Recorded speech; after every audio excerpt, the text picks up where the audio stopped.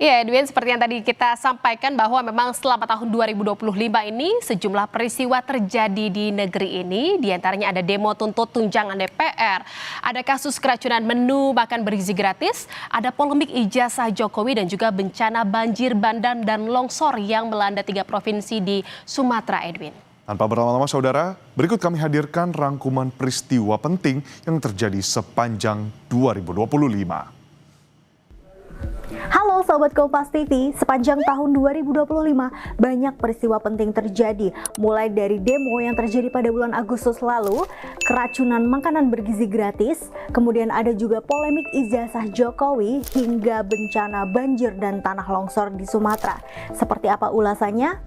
Eits, aku ada pantun. Ikan lele diteliti pakai mikroskop. Ramai dibahas warga Surabaya.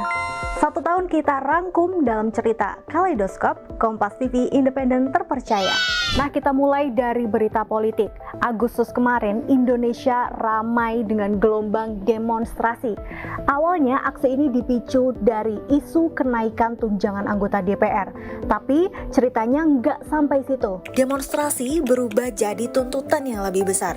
Reformasi struktural mulai dari transparansi kebijakan, penegakan hukum yang akuntabel dan keadilan.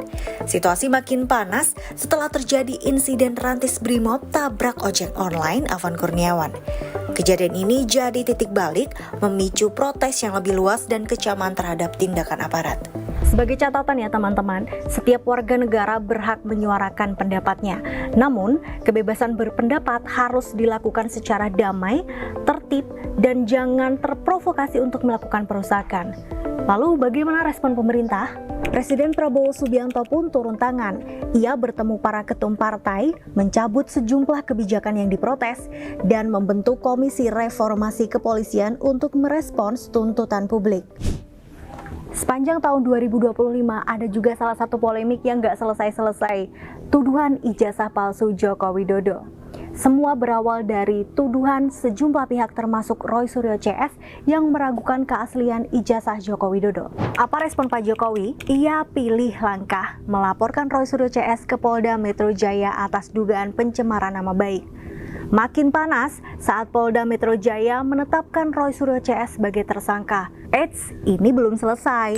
Sidang Komisi Informasi Publik atau KIP terkait sengketa keterbukaan informasi soal dokumen ijazah Jokowi juga tak kalah tuai perbincangan. Sampai sekarang, polemiknya masih jalan dan masih jadi bahan debat panas netizen. Nah, semoga polemik ijazah Jokowi ini kelar ya di tahun 2026. Pak Jokowi juga mengungkapkan akan menunjukkan ijazah aslinya di saat persidangan. Program Presiden Prabowo Subianto Makan Bergizi Gratis atau MBG sejatinya punya misi besar, yakni untuk memperbaiki gizi anak dan menekan angka stunting di Indonesia. Sejak digulirkan MBG ini, banyak sekali membantu keluarga dan juga para anak untuk tetap bisa makan sehat. Namun, di tengah niat baik itu, muncul kasus dugaan keracunan makan bergizi gratis pada sejumlah penerima MBG. Insiden ini langsung jadi sorotan karena menyangkut keamanan pangan dan keselamatan penerima manfaat. Alih-alih jadi asupan bergizi, makanan justru menimbulkan keluhan kesehatan. Di sisi lain, pemerintah menegaskan MBG tetap jadi program strategis dan Presiden Prabowo pun menyebut akan melakukan evaluasi total buntut insiden ini.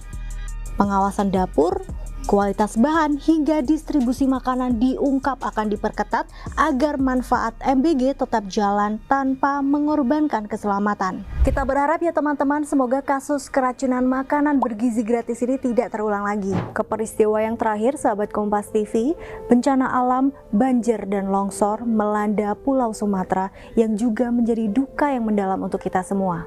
Merespon itu, pemerintah berkolaborasi dengan masyarakat hingga influencer menyalurkan bantuan logistik. Di tengah situasi bencana, muncul pula sorotan soal keberadaan kayu gelondongan yang terbawa banjir dan memicu banyak tanda tanya. Kedepan, bencana ini jadi pengingat pentingnya mitigasi bencana yang dilakukan bersama. Pemerintah didorong memperkuat pengawasan lingkungan, tata kelola hutan, serta sistem peringatan dini.